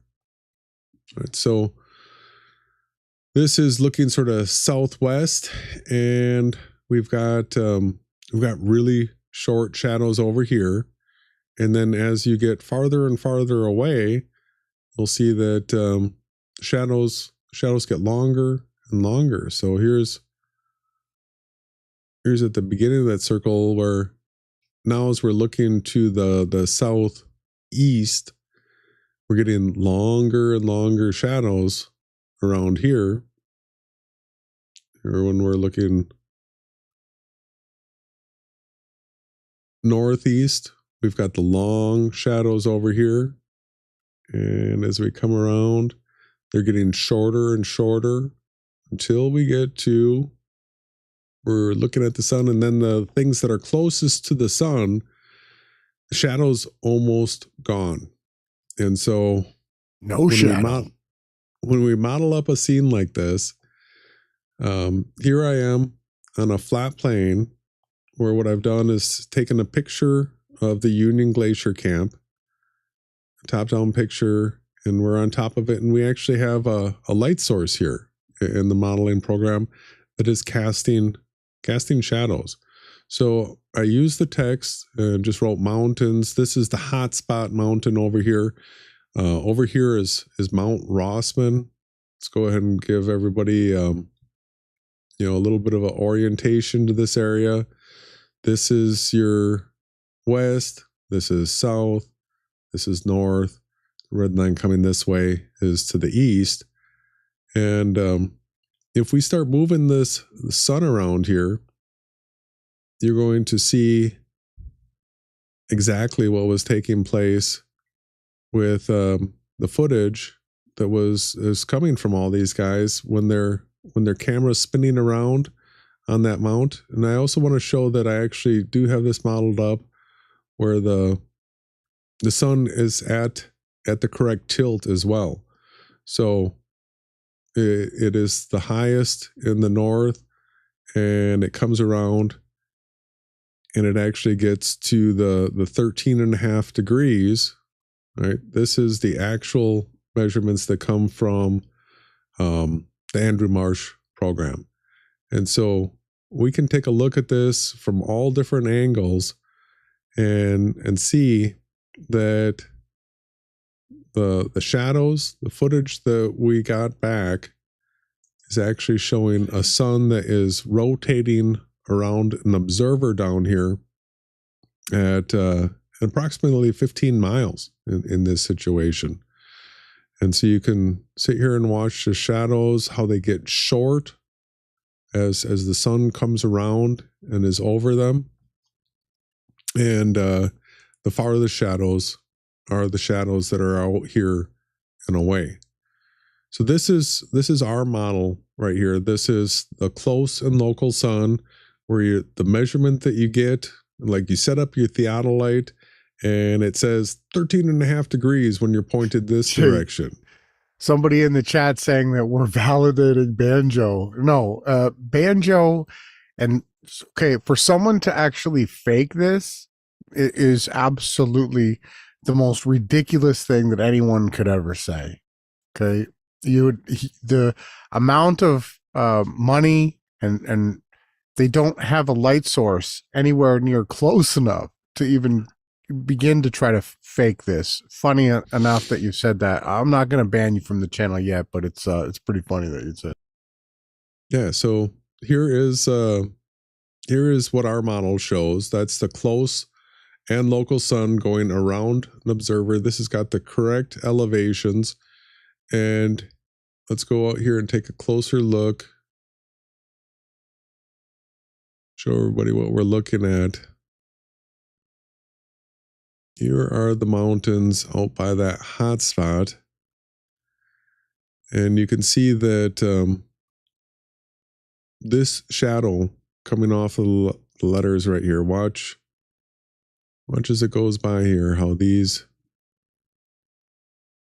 are short shadows like this. Whereas when we're out here at the back of this area, we're going to see the long shadows out here. This is how you can isolate and know for sure that you have a truly close and local sun where it's rotating around you like this. Now we've got a couple different ways that we can look at this now. For the globe, let's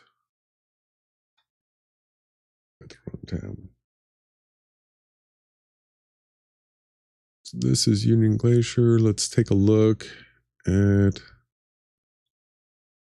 the South Pole if they were on a spinning ball. So Is everybody ready?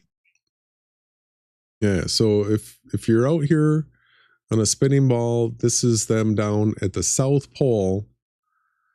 All right, we've taken away any tilt. It's just 23.5 degrees up in the sky, and we can rotate that sun around like this.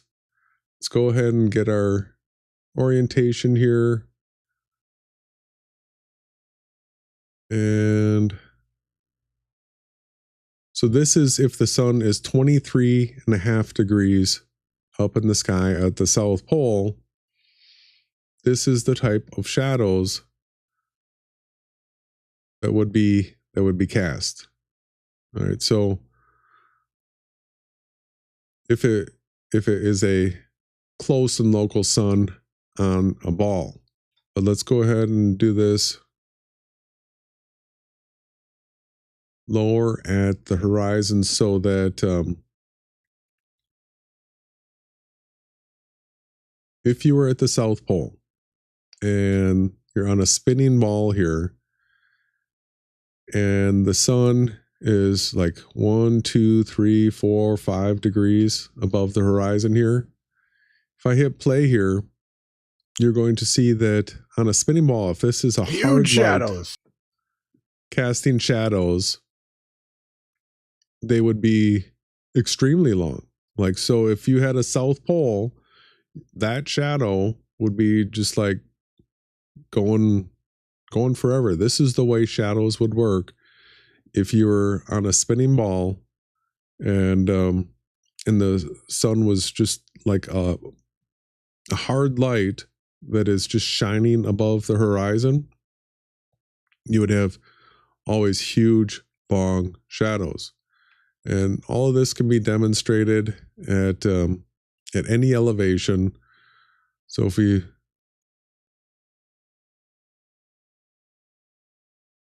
where's our sun right here?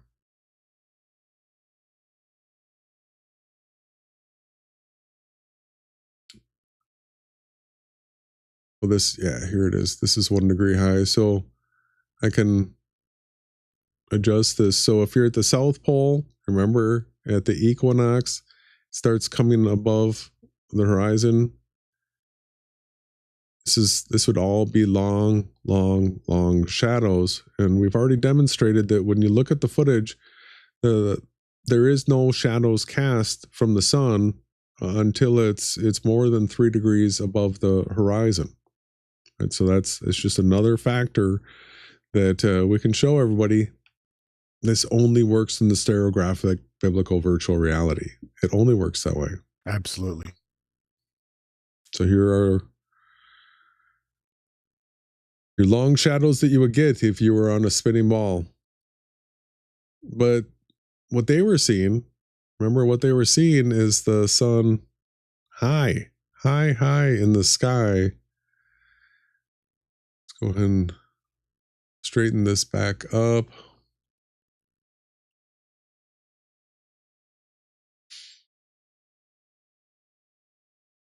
They were at the bottom of a ball and then still measuring between 13 and 23 degrees angles that would be protruding down this way off the ball that would never ever intersect this ecliptic plane.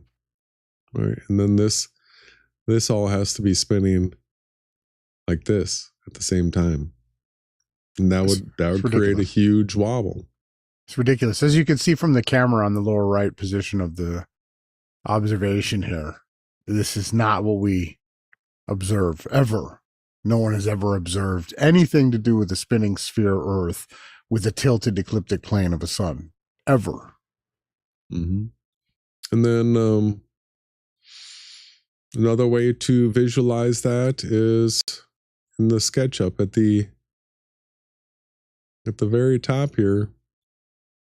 Right, you can see that this is top or bottom. When you project a line 23.5 degrees hopping out this way, that doesn't go anywhere towards the sun.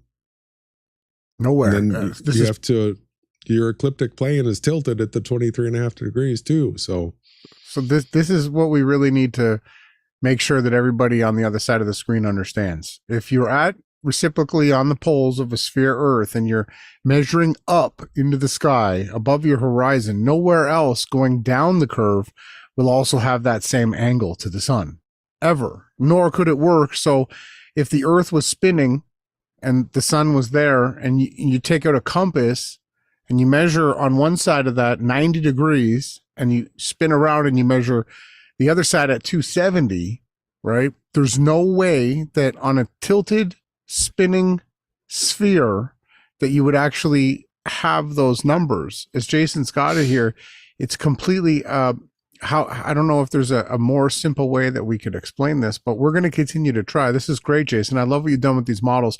So here what you can see is it's not Saturn, right? This is Earth. And the ring that you see is the ecliptic path. That's where you have the different constellations that we can see in the night sky. The sun moves through them yearly. That's how we have the 12 months. There's 12 signs called the houses of the supposed zodiac, they call it. And it's tilted.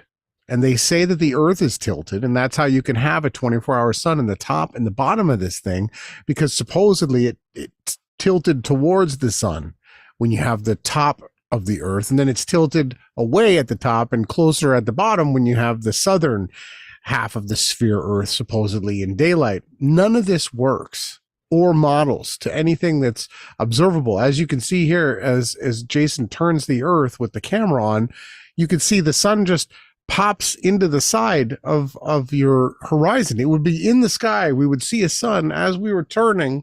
We would see the sun, and then it would set in the sky. It would never rise up from the ground and set back into the ground ever, anywhere on this Earth. Nor, again, Jason, this is just your first time bringing out this model here. As you can see here, hit play. This exactly shows how wrong the heliocentric model is. Does anyone see a sunset like that in the sky? Can you bring it back? Yeah, that's come on, everybody. Let's be honest. Is that how you see the sun rise and set?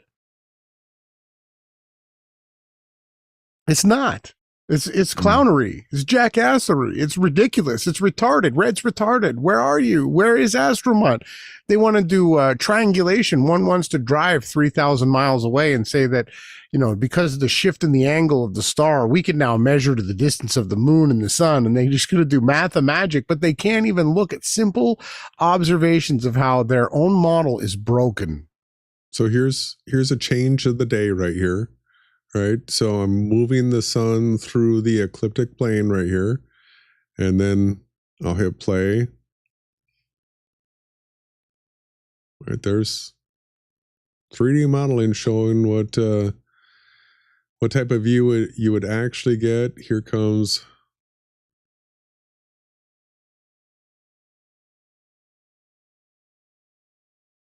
it didn't show the sun that time.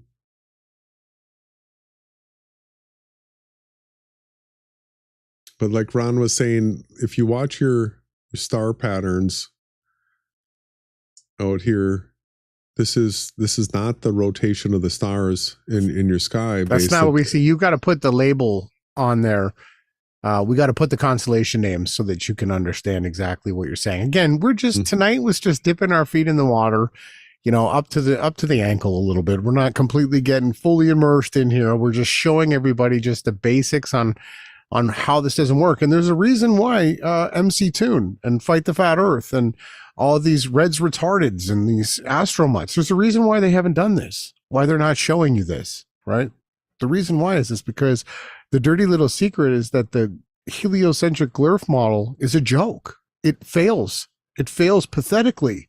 This is like something a grade 2 level person could understand. If, especially the way we've moved technologically, the kids could put this into a modeling program and debunk the heliocentric model. And I'm going to guess like grade 3, grade 2, they'd easily be able to mimic what you're doing, Jason, and replicate this. This isn't difficult to do. I mean, all credit to you for actually putting in the time, not to diminish your work. I love it. So now that we're rounding home this amazing podcast that we've put out here, that we're just grateful that everyone that showed up did.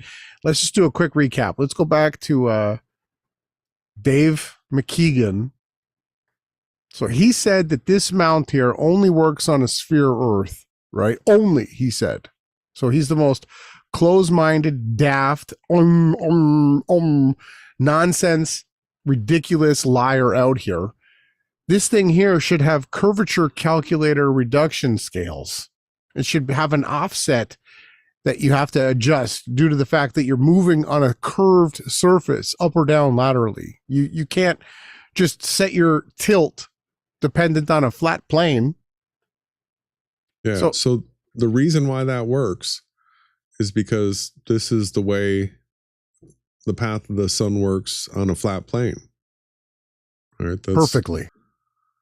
That's the reason why it works. You put your equatorial mount at the center, you attach your camera, you adjust it based on your latitude on a plane. And yeah, it's going to make these circles. It's going to film the sun going into the earth, rising from the earth. And the thing is that it's not going to stay accurate because you can see every single day this path moves a little bit. So you really do need to have a 3-axis gimbal to continue to track the sun.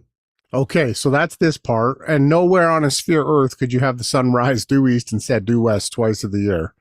And on their tilted...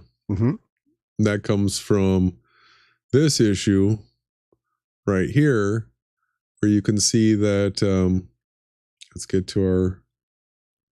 This is what Jeranism's not going to show you. He's not going to take you here.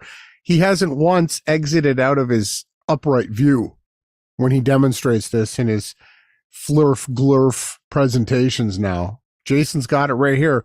You see where the equator is. So imagine you had a compass and you were on that equator. You are not pointing 90 degrees east. And look, it's rising lower and setting higher in the sky here. This, again, is something that a grade 4, grade 3-year-old student should be able to understand what we're saying here. This isn't like university level calculus. Okay. It's tilted. You cannot measure 90 degrees rise east and 270 degrees rise set west. You can't do it. See, when you put it to the solstice, Jason, for me, you know there's a hot Q button on the left, but you can do it manually. Just show everybody you're not like Jerry. Oh, you got it. All of a sudden, when you put it like that, it snaps it to a place where it actually is now aligned with the ecliptic tilt. You see that? Well, at least at the equator, but it's tilted. Equator. It's tilted forward. And it's tilted down. All right. So the Glurf model just falls flat on its face again. Yeah, and so you wouldn't have at the North Pole, right? You would have a wobbling sun. It wouldn't be going around the horizon straight. Like you showed already in the modeling. Yeah, so just we'll go to stellarium again. At the poles are straight above like this. Let's get our sun up.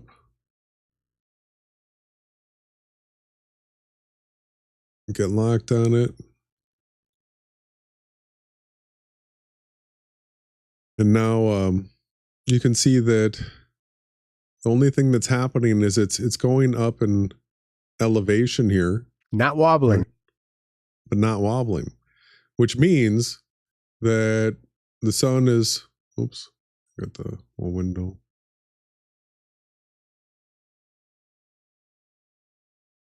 That the poles are straight aligned, all right?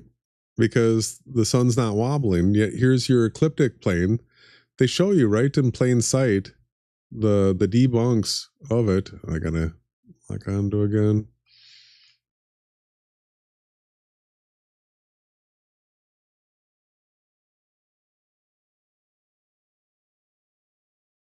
I can't get to my toolbar anymore. That might be all I want to show here. Let's move on. Yeah, let's move on. We're doing a recap. We'll finish the recap off. Thank you everyone for tuning in again. So we're continuing to show how the rise due east and set due west is impossible on a sphere, right? And the fact that an equatorial mount works also debunks the fact that there's curvature, right? It doesn't work. So the tilt doesn't work. The curvature doesn't work, right? And if we were on a spinning sphere, we would not see what we actually see. The ecliptic would wobble, like Jason was saying. We're going to continue on. Yeah, so... You want to show the shadows one more time? Yeah, the good shadows that this is what works right here. A close and local sun. Close and local sun, where it circles the observer. It's you can get the right azimuth, altitude, and you can turn this into an actual light source. It's casting shadows off of things here, and this is what we see in the footage that they have. Right, this is the way the shadows move around. We got the 360 cameras. We can look at the different times of the day and see which way the shadows are pointing, and what it's pointing out to us is that the sun is like this local. When you come down here, you're at the base of Mount Rossman. Get ourselves in the position like this right here would be sort of the view from the drone footage, right? We're a little bit above. Well, that would be a little bit higher. Let's go up.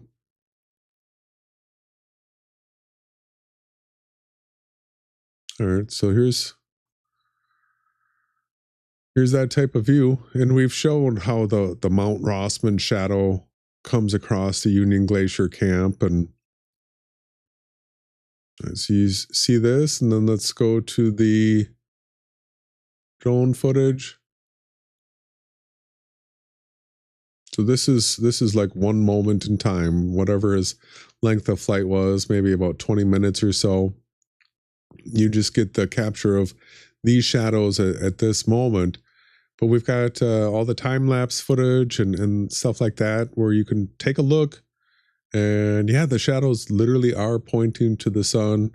And we've done this to scale. We've measured it. And this measures out to about 15 miles. Right? That the sun is going around the people like this. Let's go ahead and show this a little bit more.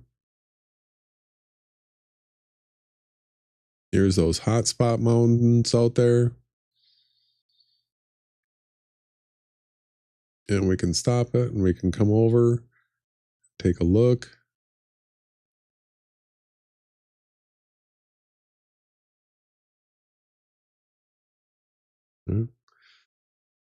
That is what's happening, everyone. That is what's happening. Yeah, great presentation. Stay tuned. Make sure you're subscribed. Comment below. Also, we've got Reality Check Chat, and a new Team Yahawashai topic forum Telegram spot for people to join. All the links again in the description box.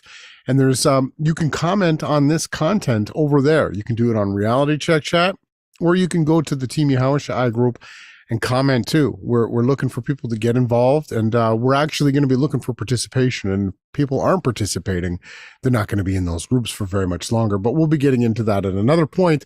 And as Christ said in John 8:31, and Yahushua said unto those who believed on him, if you abide in my word, you are truly my disciples, and you will know the truth, and the truth will set you free. Absolutely. Is there anything else, brother? No, that's it. Thank you everyone for tuning in. Jason, if that's it, I'll let everybody know you're only going to hear this content on the Team Yahawashai networks.